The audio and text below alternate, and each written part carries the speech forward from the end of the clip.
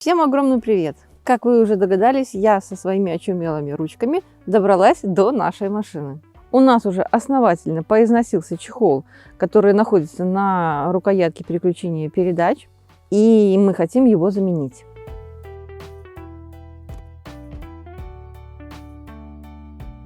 Теперь мне нужно освободить ручку от чехла и снять с пластмассового основания ткань.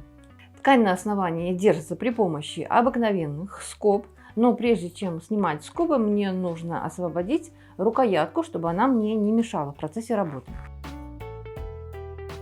Чехол к рукоятке закреплен при помощи обыкновенного хомута. Сейчас моя задача его как-то снять, чтобы не повредить саму рукоятку.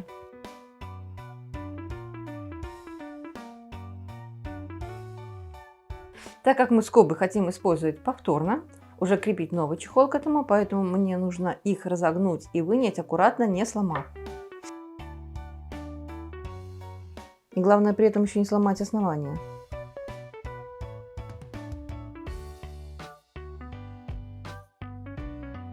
Разгибаю скобы сначала при помощи отвертки, а потом буду использовать бокорезы.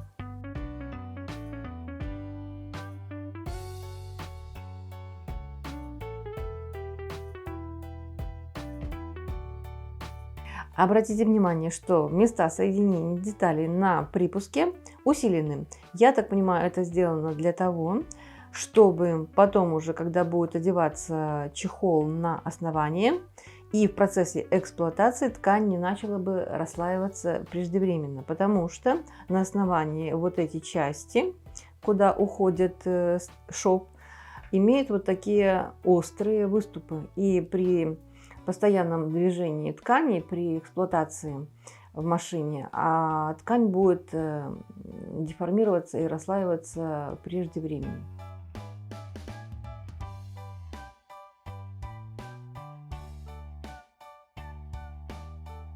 Основание у меня имеет форму равнобедренного треугольника, поэтому в чехле у меня две одинаковых детали, это и это, а это имеет немного другую форму. Я отмечаю эту и эту деталь. Это у меня будет деталь под номером 2. Но чтобы соблюсти точность, я буду все равно кроить с этих трех деталей. А здесь отмечу места соединения. И продолжаю распарывать чехол.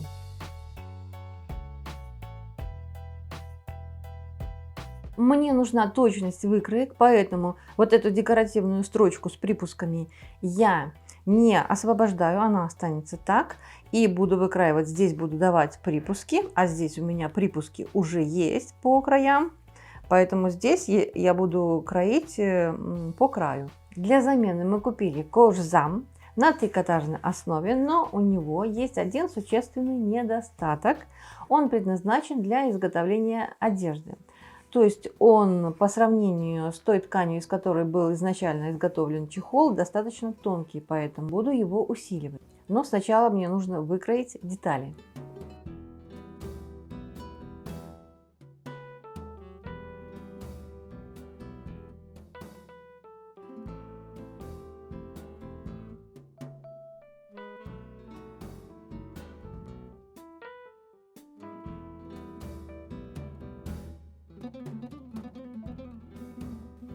Усиливать детали чехла буду обыкновенным клеевым флизелином для одежды. Для этого для каждой детали вырезаю дублирующий слой флизелина. Кожзам очень деликатная ткань. Ее очень легко сжечь высокой температурой утюга, поэтому сначала я, конечно же, пробую все операции проводить на ненужном мне лоскутке ткани. Если все получается отлично, затем уже работаю с основными деталями чехла. Приклеиваю флизелин. Аккуратно сначала устанавливаю температуру утюга на 2 без пара, приклеиваю, смотрю, что у меня получается на лицевой стороне ткани кожзама. Если кожзам ведет себя нормально, увеличиваю температуру утюга до 3 и короткими, быстрыми и сильными движениями приклеиваю уже окончательно флизелин к ткани.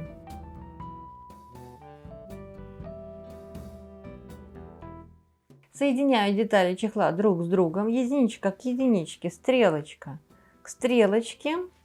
Здесь у меня идет двоечка. Важно при этом, чтобы края деталей были совмещены. То есть не края припуска, а именно края деталей. Я проверяю это следующим образом. По краю детали протыкаю с одной стороны иголкой, вывожу на другую сторону и смотрю, есть ли у меня совмещение. Детали чехла я не сметываю, а прикалываю их иголочками. Но если вы тоже работаете таким же образом, нужно учитывать один небольшой нюанс при работе с кожзамом. На кожзаме на лицевой стороне, если прикалывать по правилам иголочками, то есть вот здесь, не могут, а остаются следы, остаются небольшие дырочки, которые портят внешний вид изделия.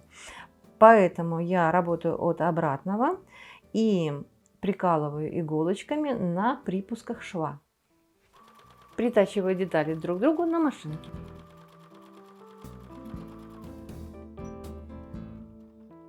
Проверяю качество сборки. Мне нужно, чтобы плотно села рукоятка. Так, чтобы не было свободного места. Вот здесь зажимается хомутом. Ну, по-моему, все отлично с рукояткой. Смотрю основание. Так, вот у меня малая сторона, это двоечка. Смотрю, как у меня тоже довольно должно плотно сесть. Насколько я смогу двумя руками это примерить. Так, не получается.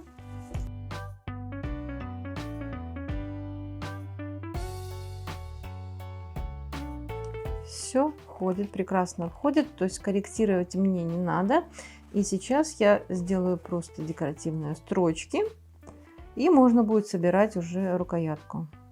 Под края припуска в местах соединения деталей я, как и в оригинале, тоже подкладываю тонкую жесткую ленту и буду сейчас делать декоративную строчку. Выкручиваю длину стежка на максимум, скорость устанавливаю минимальную и меняю лапку на тефлоновую. Эта лапка предназначена для работы с кожей или с кожзамом. Она позволит сохранить мне длину стежка равномерно и вообще облегчит работу с этой тканью. Иголку я использую для работы с кожей 90 номер.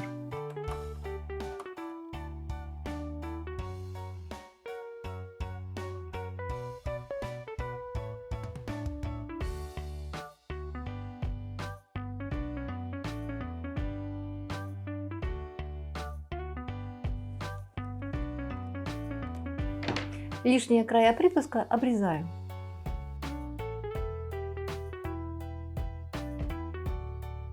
Теперь мне надо собрать правильно друг с другом все части. Основание будет располагаться в машине вот таким вот образом, короткой стороной к панели приборов. Рукоятка переключения передач будет располагаться вот таким образом, где 1, 3, 5 идет тоже к панели приборов этой стороной. Короткая сторона чехла, самая маленькая сторона чехла будет располагаться здесь. Значит, мне нужно, чтобы рукоятка была вот так стояла. Ну и так как она зеркалем, то есть так как у меня это изнаночная сторона, значит, там мне нужно ее развернуть. Вот таким вот образом.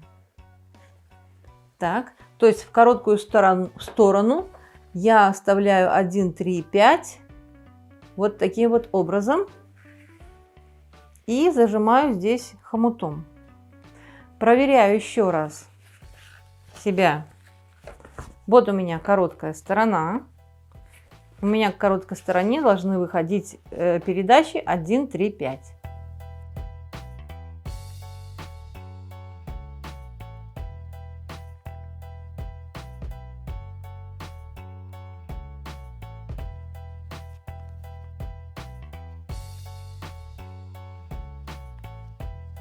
Все зажалось, отлично. Складочек практически нет.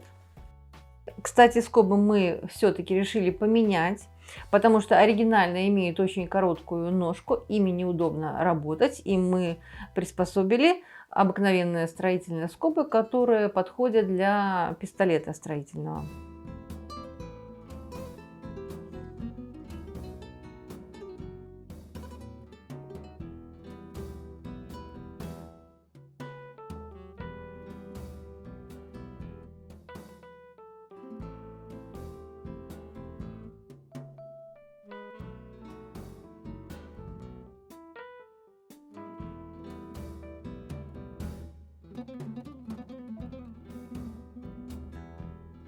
Креплю чехол по углам к основанию.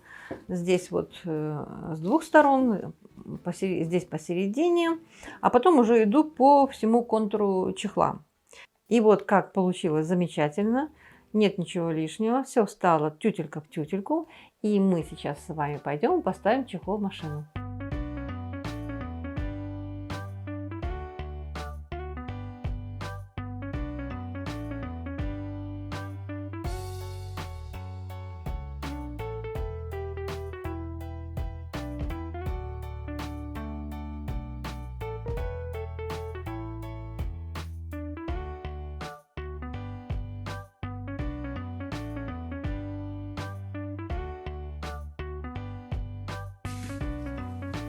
Ты можешь в спокойном состоянии переключать? Хватает тебе ткани? Да, как видишь, еще с запасом. Запасом. Угу. Вот такая красота. Супер. Получилось. Ну, вы довольны подарочком? Очень доволен. Спасибо белошвейке, кудеснице, которая дала вторую жизнь этому механизму. Лучше, чем было? Лучше. Даже с какими-то, не знаю, спортивными нотками. Строчка очень выделяется.